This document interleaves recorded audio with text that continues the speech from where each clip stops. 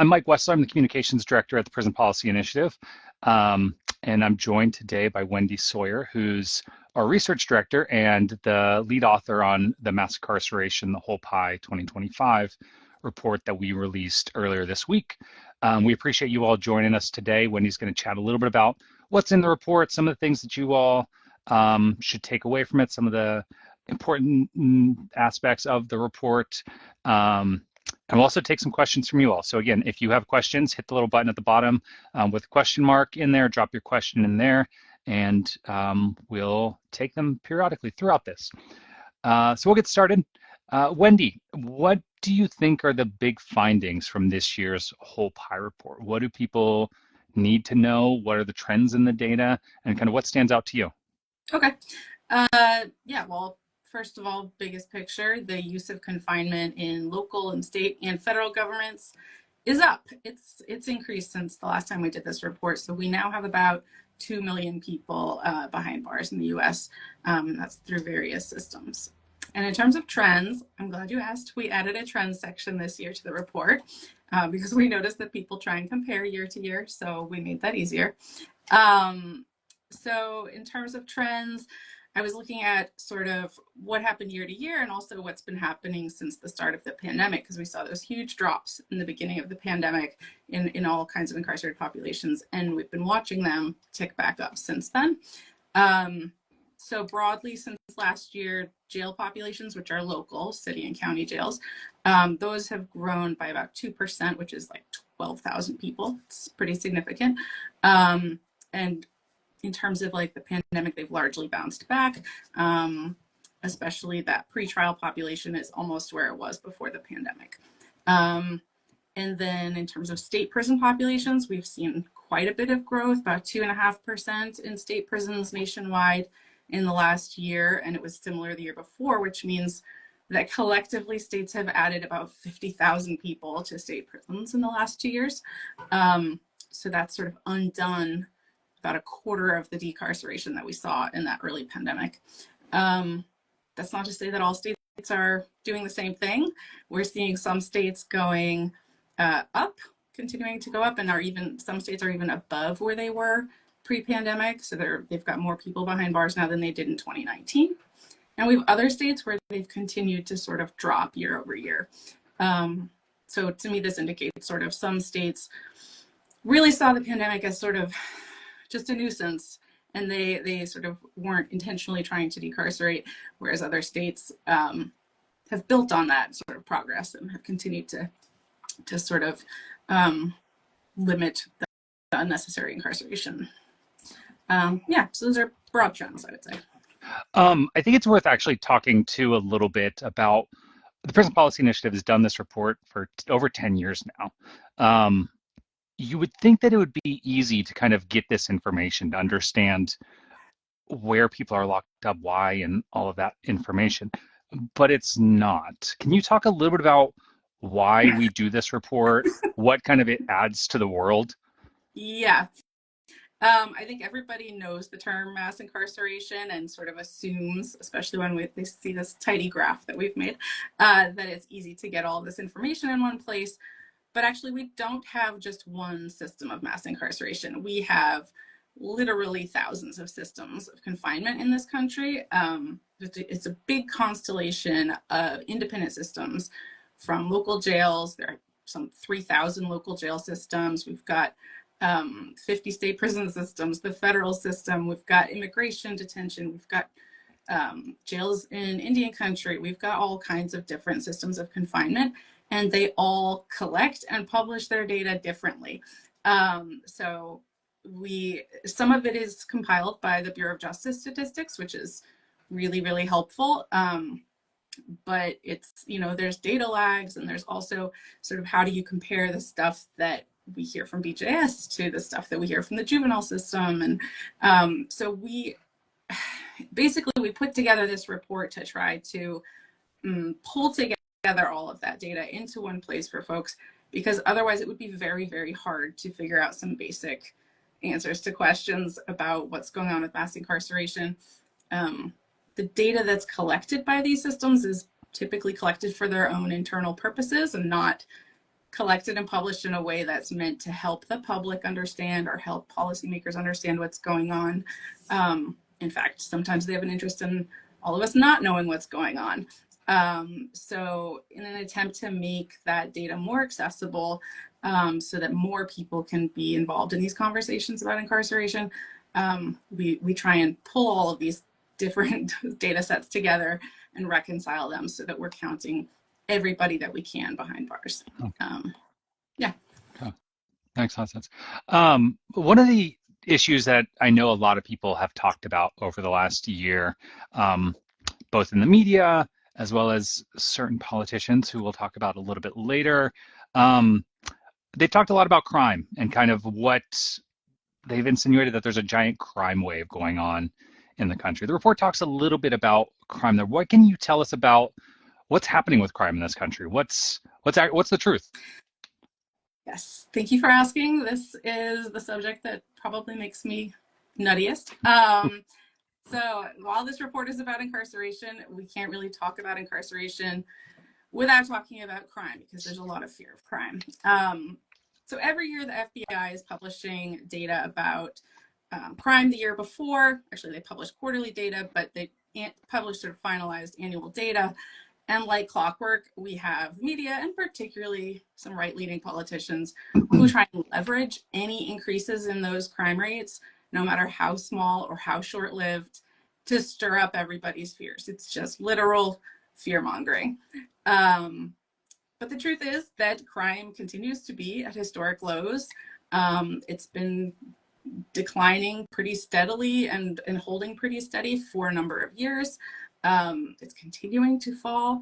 There is some truth to, like, during the pandemic, some places did see an uptick in, particularly in homicides and auto thefts. But that's not something we saw everywhere. And it was a short-term trend. Started going back down in 2021. It fell quite dramatically. Murder rates in particular fell really dramatically in 2023. And the first 6 months of data we have from the FBI from 2024 show that it's continuing to go down.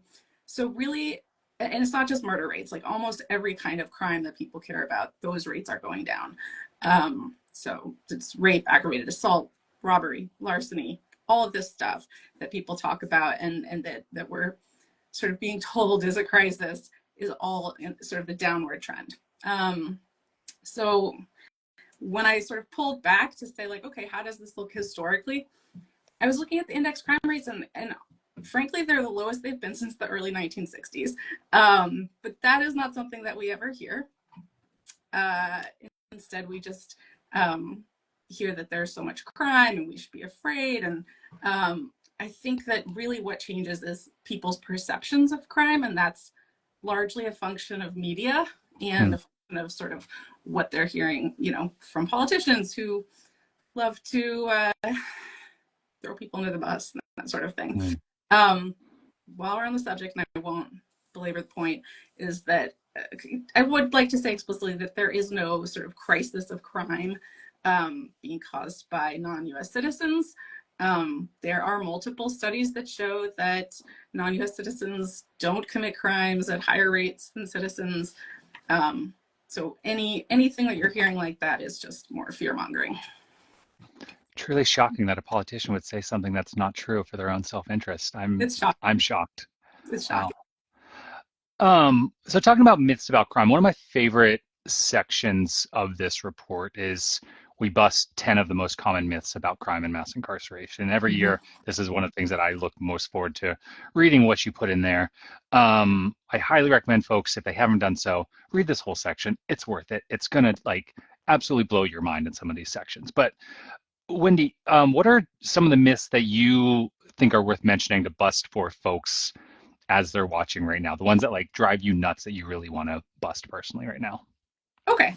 I think that, this year I did put the myth about crime rates at the top of our list because that was just something making me nutty. But I would also point to a couple that I think we're hearing more and more about, things like some people need to go to jail to get treatment, like they just won't get treatment any other way, and that jail could be good for them. That's something that is sort of it seems to persist despite tons of evidence that jails are not good places for providing services to people. They're not a good place to detox. They're not a good environment for any kind of substance use treatment that's going to stick. You know, I've heard law enforcement refer to sort of humane arrests, where they more or less lock people up to sober them up for a couple of weeks. This is not. This is no way to do substance use disorder treatment. The environment is the wrong place. Truly, we have evidence that like more harm is done in jail. So personally, I think that is a myth that needs busting. I think that we don't want to see the expansion of sort of mental health jails, which you also hear about too. It's like instead these services all need to be squarely in community-based providers and not in jails are not places to receive services. All right. Another one I would point to is sort of the idea. I often hear people say like, well, okay, we don't want to lock everyone up, but maybe we could just monitor them all. So there's sort of an idea that we can replace incarceration with supervision. And as a result, we've sort of seen a huge, the footprint of the carceral system has just grown as we've put thousands and thousands and thousands more people onto things like probation, and particularly things like electronic monitoring. That doesn't reduce mass incarceration. We still have 2 million people locked up, and we have another, I don't know how many millions, 3, 5, I can't remember, people locked up, or sorry, not locked up, under correctional control through probation and parole and various other systems of supervision. So the problem with those really is that they have all of these rules. They're monitoring people really closely, so those systems are really good at sort of catching people who aren't able to keep up with the rules of their probation. And when they sort of find someone breaking rules, that can lead them right back into jail. And now we've just incarcerated someone, right? So there's sort of, it's the same cycle that just leads to more and more incarceration. And electronic monitoring in particular is just, it's not a harmless or benign intervention. Like it causes a lot of harm. It's really degrading. It's really expensive. And ultimately it's as restrictive as incarceration in many ways. So we tend to think of it as another form of incarceration. So for me, it's not a good replacement. That's something that I hear more than I would like to. And that's why it's in there as a myth. Yeah, I think those are both really important points because they kind of get to the fact that, you know, folks are trying to make these terrible systems more kind and compassionate, but they're actually just putting a bunch of new burdens and challenges on folks and sometimes setting them up for even worse outcomes in the long run. So I think those are really good points. Yeah. As I said, if you haven't read that full myth section, I really, really recommend it. It's so good. It was one of the most mind-blowing things I ever read the first time I read it several years ago. So take the Friday afternoon, read the whole report, but really focus on that section.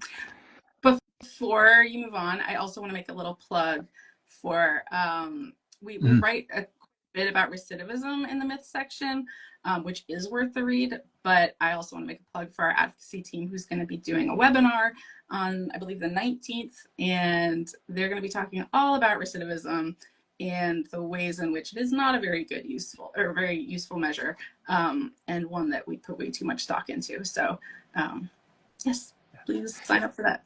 Yeah, if you want to sign up, you can just go to prisonpolicy.org, look on the right-hand side of our website, and right at the top, there's a little thing for events, and you'll see the thing for the webinar right there. Highly recommend you sign up if you haven't done so already.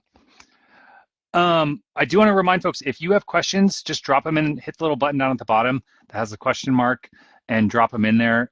We'd love to answer any questions that you all have about this. But I got another one for you, Wendy.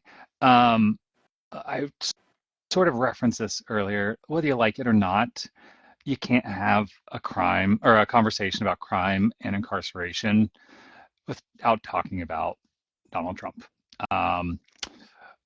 What do we know about his policies that he's put in place already, how they're impacting carceral populations, and kind of whatever else we have to say about that? Okay. Yeah, that's a big question and understandably top of mind. But unfortunately, because there's typically like a year-long lag in most of the data that comes out from these systems, we probably won't see a lot of the impacts for a while. I also think it remains to be seen how many of these policy changes will survive court challenges and logistical challenges. So I would say TBD on that. However, I will say that as I was putting together this report, I noticed that in the first month that of this new administration, ICE detention has gone up by almost 4,500 people, 12%, which is a huge increase relative to the size of that population. So it's gone up really dramatically in 1 month. I've not seen that kind of surge in a very long time, if ever. And I think we can expect to see that continue, and I think we can expect also to see the federal government roll back its guidance about putting federal people who are under federal custody in private prisons. That was something that the previous administration had changed in 2022. We weren't putting people in private prisons anymore for the BOP, and that I think has already been rescinded. So I think we can expect to see more people in private prisons, which one of the issues with that, of course, is that they are less transparent. We don't know as much about what's going on inside, and that they have clear sort of profit motives that impact the kinds of services they choose to provide or not, etc. But generally, I think we won't see the full impact of what's going on right now, or what will be going on in the next few months for some time. Okay. That's a nice segue to this question too. Um, there's a lot of stuff that's happening right now that people feel fairly powerless about. What do you hope that folks take away from reading this report, and kind of what can they do? Yeah, I think it's a good segue in the sense that I think that one thing you notice, even looking at that first image in the report, is that the federal system is really a pretty small like slice of the pie. Mm. That most incarceration and confinement is happening at the local and state levels, which means that that's a great place to focus your attention if you're interested in criminal legal system reform. So generally speaking, like federal policy is not dictating why people are going to jail. That has to do with local prosecutors. It has to do with the priorities of local law enforcement and state law. So in terms of getting involved and figuring out how to sort of plug into that, I think we've seen a lot that, small groups can make a really big impact, particularly around their local jails. We've seen people stop construction from happening of like huge new jails that would really expand local incarceration. We've seen people sort of push for free phone calls in prisons and jails, which allows families to stay connected while people are incarcerated. And we've seen small groups also be successful at making sure that people who are eligible to vote while they're in jail actually get the chance to vote. So there's lots of sort of different parts of these systems that I think people can do a lot pretty quickly at the local level. Yeah, I think that's kind of, I hope folks take a little bit of inspiration from that at a time when it feels like there's a lot going on that we can't do anything about that. A small group of folks going and putting some pressure on your county commissioners can go a really long way, like a surprisingly long way, because they're used to evading I've seen attention. individuals do it, I mean, really, you can do a lot. So I hope that's a reason to be optimistic. Um, we we have a question here. I'm gonna put it. I think this will go on the screen. Hopefully, it doesn't disappear. It says we were hit hard with misinformation around crime and fear mongering. Often shared data and truth that doesn't. Often sharing data and truth doesn't move people. What narratives have you seen break through to push back on toughened crime policy narratives? um, I often think of there's a campaign called "We Are All Criminals." I don't know if you're familiar with this, but essentially, it's sort of bringing to light that there are so many laws that we all break all the time, that sort of like looking at criminals as being different from us. It's like we are all breaking laws constantly. I mean, if you're speeding, if you're there's so many different things that like if we really chose to enforce every law equally in every community equally, like the the system wouldn't look like it does.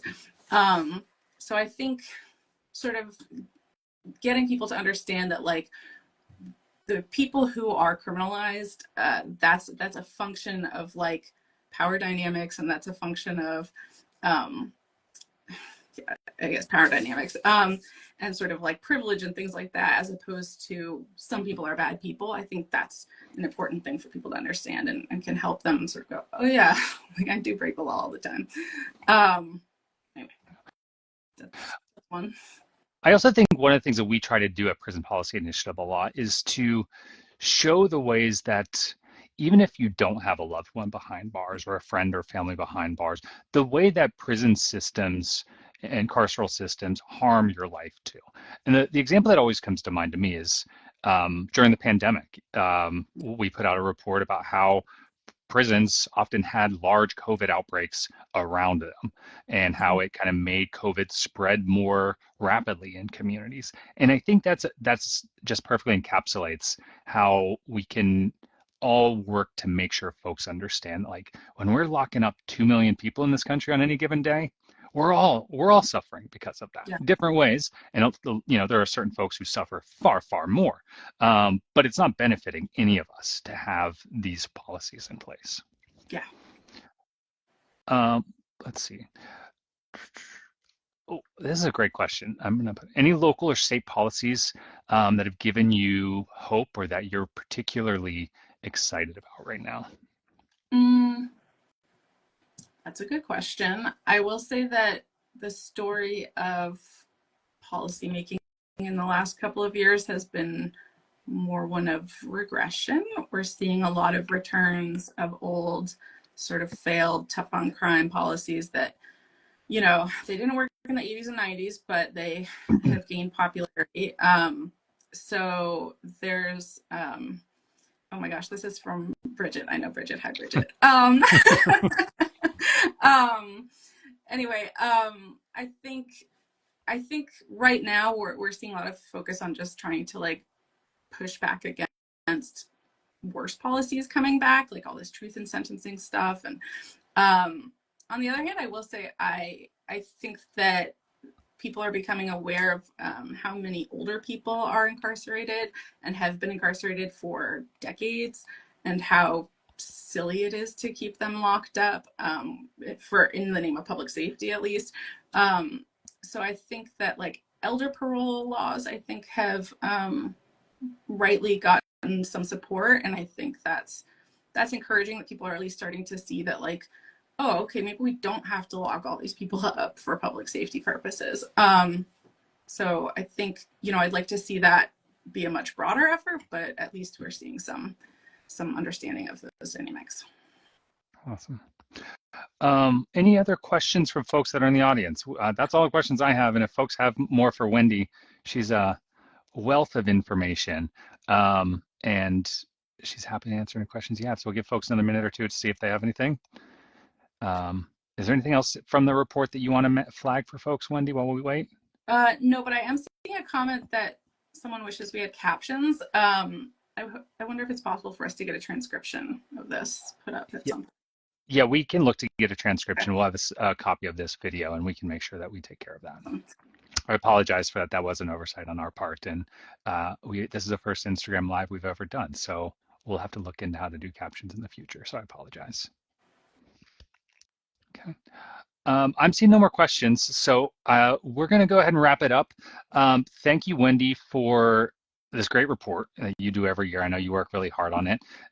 Thank you all for joining us today. If you don't follow us on Instagram, we definitely appreciate a follow on here. And then just to plug two other things, we already talked about the webinar that we're hosting next week, focused on recidivism and why it's a pretty slippery statistic, as we call it. And also, if you don't get our newsletter, we send out roughly every week a newsletter that has lots of information. it's not just plugging our stuff, it's actually dumping a lot of the information into um, your inbox. Uh, so you can go to sign up for the webinar and our newsletter, both on our homepage, prisonpolicy.org, off on the right-hand side. And then let's see, I thought I saw another question in here, but I don't see one. So that's it. Thank you all for coming. We really appreciate it, and we appreciate your interest in our work. Thank you. Thank you.